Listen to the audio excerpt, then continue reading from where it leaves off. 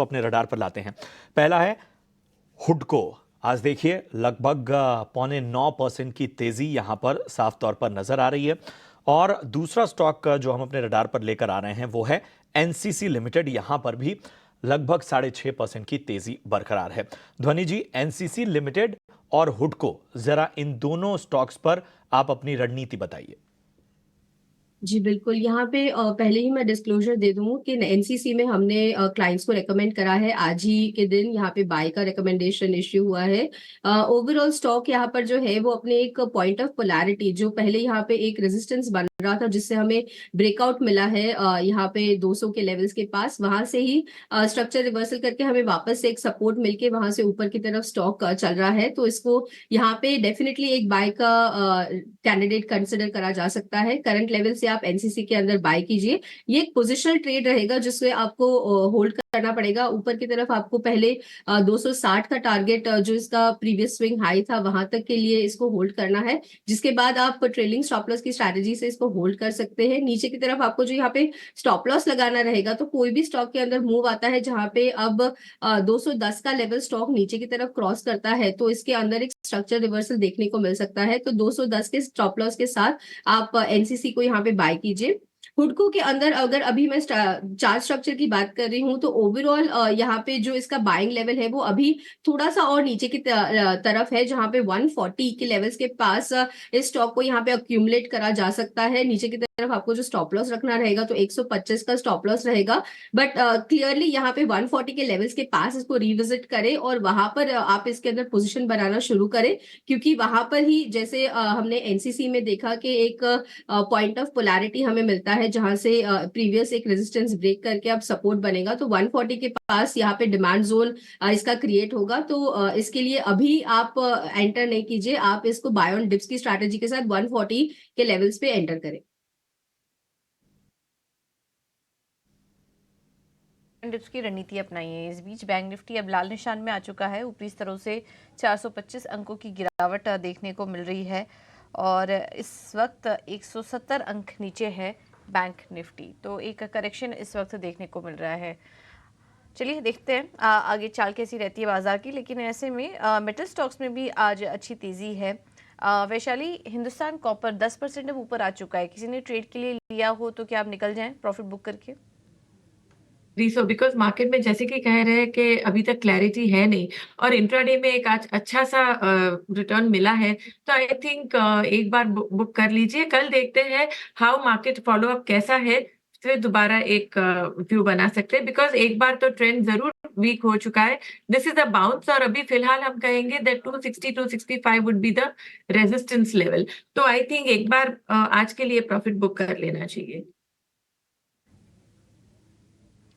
ठीक है, तो अभी के लिए प्रॉफिट बुक कर ले। थोड़ा करेक्शन आना शुरू भी हो रहा है धीरे धीरे बाजार में, तो हो सकता है स्टॉक्स जो सुबह से ही ऊपर है उनमें भी मुनाफा वसूली देखने को मिले। तो हिंदुस्तान के ऊपर अब जिनके पास मुनाफा है तो प्रॉफिट बुक करके आप निकल सकते हैं स्टॉक से। इस बीच ग्रासिम में भी अच्छी तेज़ी बन रही है। स्टॉक में देखें तो करीब 2% ये स्टॉक अभी ऊपर आ चुका है। 2196 का आज हाई बनाया था स्टॉक ने और अपने 52 वीक हाई के बहुत करीब आज देखने को मिला ग्रासिम इंडस्ट्री का स्टॉक। ध्वनि, क्या सलाह होगी? ग्रासिम इंडस्ट्री में भी हम देख रहे थे कि काफ़ी समय से एक अच्छी तेज़ी देखने को मिली, बीच में थोड़ा करेक्शन आया था, लेकिन अभी क्या करंट लेवल पर एंट्री करने की सलाह देंगी ग्रासिम में? ग्रासिम के अंदर अगर हम ओवरऑल यहाँ पे एक शॉर्ट टर्म बेट लेना चाहे, डेफिनेटली एक बुलिश स्ट्रक्चर इसका विजिबल है कि जहाँ पे स्टॉक अपने हायर हाई हायर लो की फॉर्मेशन को बरकरार रख रहा है। ओवरऑल अपनी 50 पीरियड की जो एक्सपोनेंशियल मूविंग एवरेज है उसका रिस्पेक्ट करते हुए ऊपर की तरफ हमें इसके अंदर अपमूव्स देखने को मिल रहे हैं। बट मेरी इसके अंदर बाय की सलाह रहेगी कि आप 2200 के ऊपर इसके अंदर मोमेंटम बाय कीजिए, जहां पर आपको 2300 तक का टारगेट मिलेगा और नीचे की तरफ आपको जो स्टॉप लॉस यहाँ पे लगाना रहेगा, तो 2200 के ऊपर आप बाय करने पे नीचे की तरफ आप यहाँ पे 2170 का स्टॉप लॉस लगाएंगे, तो आपको इसके अंदर एक शॉर्ट टर्म ट्रेडिंग बेट की तरह पे यहाँ पे आप इसको डेरिवेटिव्स में भी ट्रेड कर सकते हैं। तो ये खास रणनीति ग्रासिम पे आपको मिलती हुई। इस बीच हम देख रहे हैं कि हिंडाल्को लगभग 3% की तेजी यहाँ पर हिंडाल्को में नजर आ रही है। हीरो मोटोकॉर्प में देखें तो यहाँ पर भी लगभग 3% की तेजी नजर आ रही है। अगर हम चुनिंदा आईटी काउंटर्स को देखें, इन्फोसिस में भी देखिए तेजी का मोमेंटम इन्फोसिस में भी बरकरार है। HCL टेक में भी लगभग 2% की तेजी इस वक्त नजर आ रही है। विप्रो में भी हल्की तेजी है, लगभग 1.5% की तेजी विप्रो में भी इस वक्त नजर आ रही है। तो फोकस जरा हम आईटी स्टॉक्स पर करते हैं। विप्रो, इन्फोसिस, HCL टेक का इनको हमने देखा। चलिए वैशाली जी, क्या नजरिया रहेगा आईटी स्टॉक्स पे? कुछ पसंद आ रहा हो या आपको यहाँ पे, तो उस पर भी राय दें।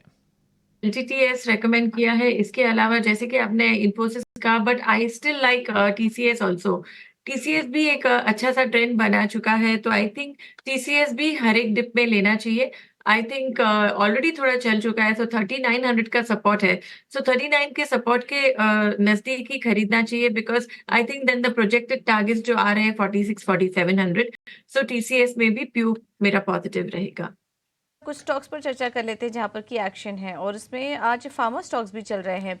ग्लेनमार्क पर ध्वनि, एक बार इसके चार्ट्स देखिए। क्या एंट्री लेना चाहिए ग्लेनमार्क फार्मा में? बिल्कुल, यहाँ पे ग्लेनमार्क फार्मा का अगर हम ब्रॉडर स्ट्रक्चर देखते हैं तो बुलिश साइड का ही स्ट्रक्चर बना हुआ है। ओवरऑल स्टॉक अपने यहाँ पे 50 पीरियड का जो एक्सपोनेंशियल मूविंग एवरेज है उसको रिस्पेक्ट करता हुआ वहां से हमेशा सपोर्ट लेके ऊपर की तरफ बढ़ रहा है। करंटली अगर हम आज के सेशन में भी देखते हैं तो सेम लेवल से हमें एक ऊपर की तरफ का बाउंस मिला है। ओवरऑल इंट्राडे चार्ट्स पे भी यहाँ पे एक बाय सजेस्टिव है, तो करंट लेवल से आप डेफिनेटली ग्लेनमार्क फार्मा को बाय कर सकते हैं। ऊपर का आपका जो टारगेट यहाँ पे बनता है, तो पहला यहाँ पे आपको 960 का और उसके बाद 972 से 75 का टारगेट बनेगा। नीचे की तरफ आपको जो स्टॉप लॉस यहाँ पे लगा के चलना है, तो आप 920 का स्टॉप लॉस लगा के चलिए। 920 ब्रेक होने पे यहाँ पे वापस से एक बिकवाली देखने को मिल सकती है, बट जब तक ये लेवल इंटैक्ट है तो ऊपर की तरफ का मोमेंटम बरकरार रहेगा।